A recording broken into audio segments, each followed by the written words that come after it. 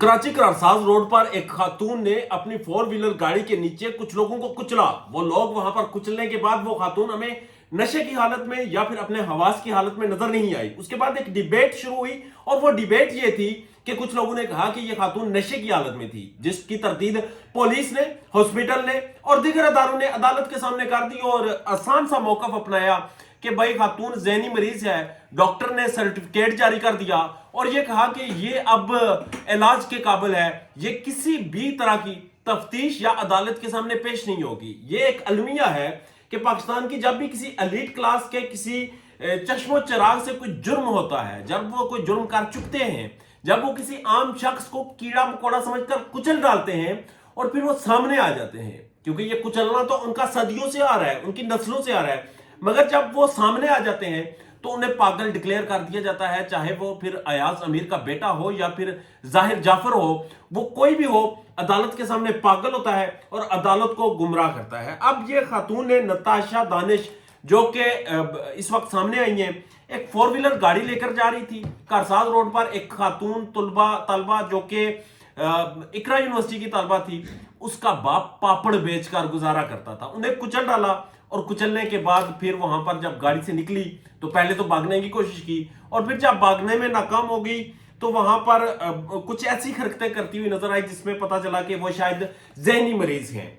इसके बाद कुछ लोगों ने उनसे बदतमीजी की, उनके बाल पकड़े, उनका मुंह कैमरे की तरफ किया, हर इंसान ने कैमरा उनके मुंह में घुसाया, जो कि इंतहाई मायूस कुन और इंतहाई अजीब अमल था कि एक इंसान ने गलती की, जुर्म किया, उसे पकड़ लिया गया, वहां पर पुलिस और दीगर अदारे भी पहुंचाए। अब आप उसको जिस तरह से खुद टॉर्चर करें, खुद जिस तरह से उसकी तजलील करें, ये कोई आम खातून हो, कोई अमीर हो या गरीब हो, ये किसी भी तौर पर ना तो जस्टिफाइबल है, ना ही इसको डिफेंड किया जा सकता है। बहरहाल इस पर मौकफ जो इस वक्त मैं आपके सामने रखूंगा, पाकिस्तान के बहुत से सोशल मीडिया इन्फ्लुएंसर्स, सहाफियों ने, उन लोगों ने मौकफ अपना सामने दिया और इस पर जमील फारूकी जो कि एक एंकर पर्सन है, वो मौकफ देते हैं। वो कहते हैं कि कारसाज हादसे की मुलजमा नताशा दानिश केस में दानिशमंदाना अपडेट यह है कि मोहतरमा ने कोई नशा नहीं कर रखा था। मोहतरमा तशद्दुद गुजार थी, मोहतरमा बस थोड़े से ज़हनी अदम तवाज़ुन का शिकार थी। बस यही वजह है कि मोहतरमा को हथकड़ी नहीं लगाई गई। अब मोहतरमा को मियाँ 2-4 करोड़ में 5 लाशों का मामला सेटल करके उन्हें रेस्क्यू कर लेंगे। इसके बाद जिमी विर्क आते हैं। वो कहते हैं कराची में गुल अहमद एनर्जी लिमिटेड के चेयरमैन दानिश इकबाल की बीवी नताशा शराब के नशे में धुत होकर कारसाज रोड पर अपनी प्राडो से 5 लोगों को कुचल दिया, जिनमें यूनिवर्सिटी की तालबा आमना आरफ और उनके वालिद भी शामिल हैं। दोनों जमहाक हो गए। उसके बाद सनम जमील लिखती हैं कि कराची कारसाज रोड पर मैडम नशे की हालत में तेज रफ्तार गाड़ी चलाते हुए लैंड क्रूजर से 5 लोगों को कुचल डाला। फिक्र ना करें, लैंड क्रूजर्स में बंदे मारना तो पाकिस्तान में स्वाब का काम है, हमने माजी में भी देखा। इसी तरह का रला मिला जो मौकफ है वो तकरीबन सोशल मीडिया पर आ रहा है।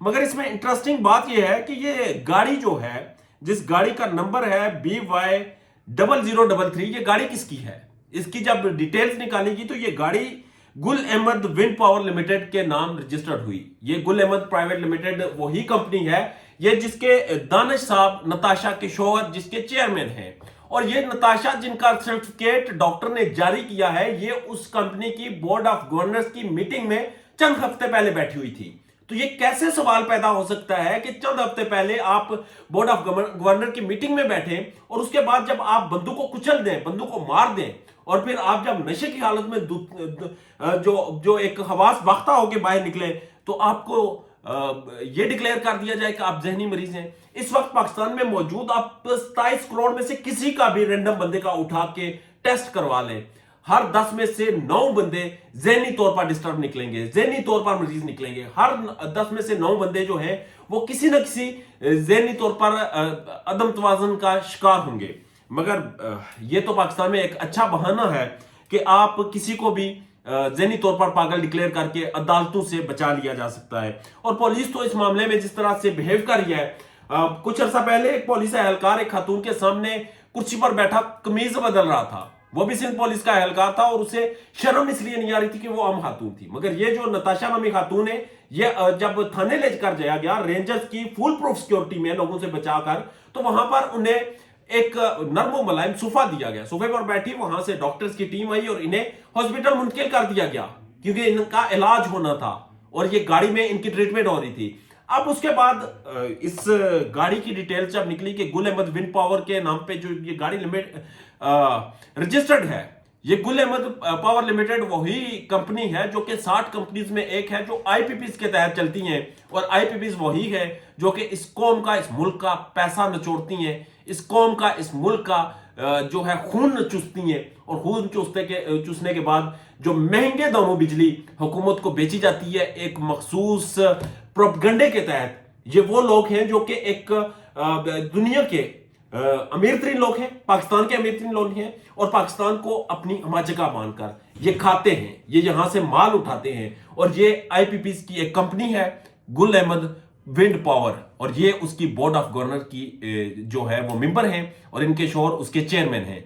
ये वो लोग हैं जो पाकिस्तान का खून चूसते हैं, और ये वो लोग हैं जो कि पाकिस्तान के लोगों को कीड़े मकोड़े समझकर कुचलते हैं, और नताशा ने भी कुचला।